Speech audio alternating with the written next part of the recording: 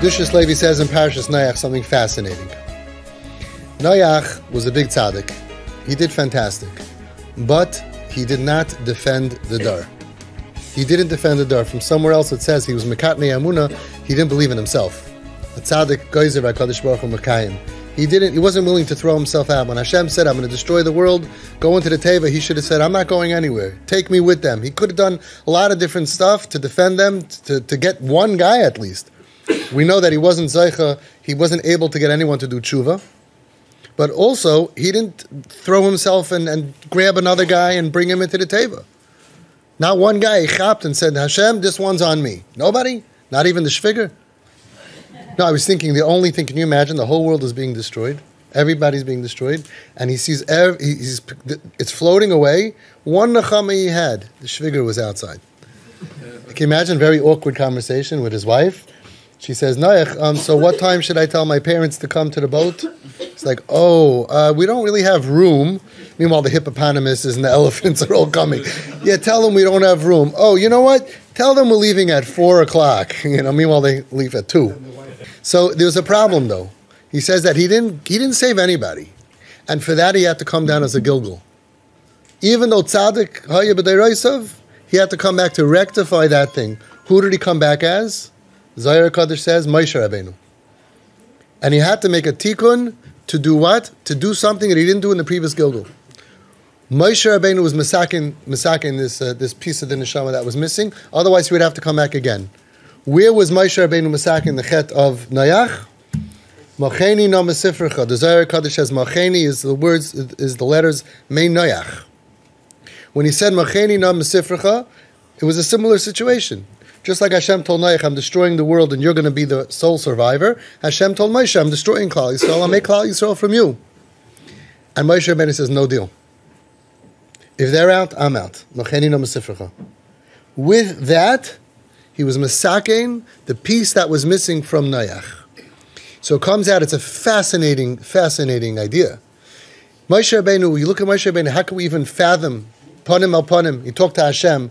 He did oisos, moifsim. He was there for Klal Yisrael. Millions of things he did. He would have gone to Shemayim. They would have said, very nice, but you have to go back. Why? Because you didn't do the tikkun for Noach. What was the tikkun for Noach? That when there were Jews that weren't zeicha to be good, an egel, and Hashem said, I'm going to hurt them, I'm going to punish them, you didn't jump in front of the gun. You didn't take a bullet for them. And even Moshe Rabbeinu, with everything, the thing that was his tikkun of his neshama was the Macheni no mesifrecha. By the Levaya, Moshe Rabbeinu, if you were being maspid, you wouldn't even think to say Macheni no mesifrecha. Let's not talk about that. I mean, his godless, that was his godless. That was the shayrish of his neshama that he had to be masaking. So can you imagine what that means for us? We're all gilgulim. We're all being put down here time after time after time. And we want to focus on our ruchnis. It's great. Our ruchnis is gewaldig. Not that we're going to be like Moshe Rabbeinu or even like our grandparents, but of course. But maybe we're going to miss the reason why we came down here. We know we're all coming down to be masakein. We know that we were all previously around. We know that Beis HaMikdash was destroyed because of sinas chinam. And we know that the only opposite way of being masakein is ahavas chinam. And all of a sudden, even though we want to sit bikesh, all of us, leishev b'shalva, we want to learn and we want to do good things, all of a sudden we have this dysfunctional kid at home, smoking weed, Machal Shabbos. Why do you think Hashem gave it to us? So many people, they don't take care of the kid, and they think, lachamei v'esem, Hashem's going to be very proud of them. Could be, yes. It could be they didn't do the tikkun of why they came down as a Gilgal. Isn't it fascinating? Moshe Rabbeinu would have said, they would have told him, Shemayim, you did a great job, but you got to go back down. So what did I mess up on? What? Where? I wasn't holy enough? I wasn't great enough? No, you weren't willing to take a bullet for a Jew. You weren't willing to say, Macheni no mesifrecha. You were a Rebbe in a yeshiva, and they said, this kid, he was caught and he has to be thrown out, and you didn't say, if he goes, I go. You were a parent, and someone said, you can't be on the block, and you didn't say, you throw him out, I throw him out. I'm out of here. Sometimes we have to realize that maybe that's the tikkun for us. It's not just about them. To save ourselves, we're put in situations.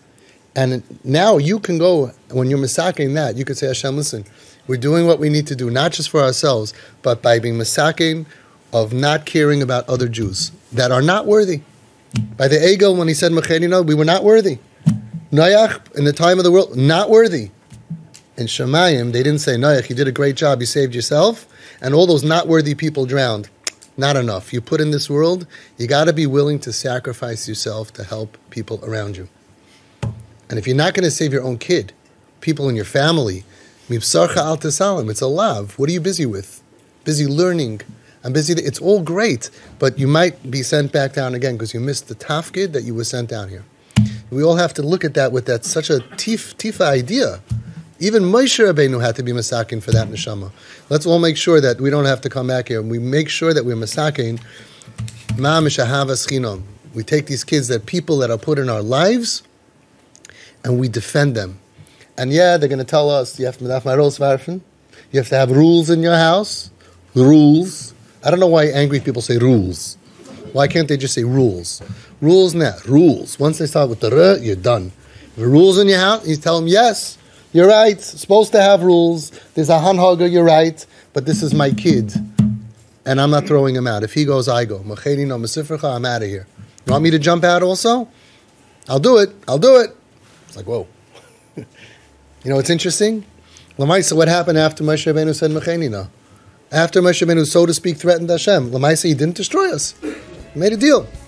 We have a kayach to fight for people.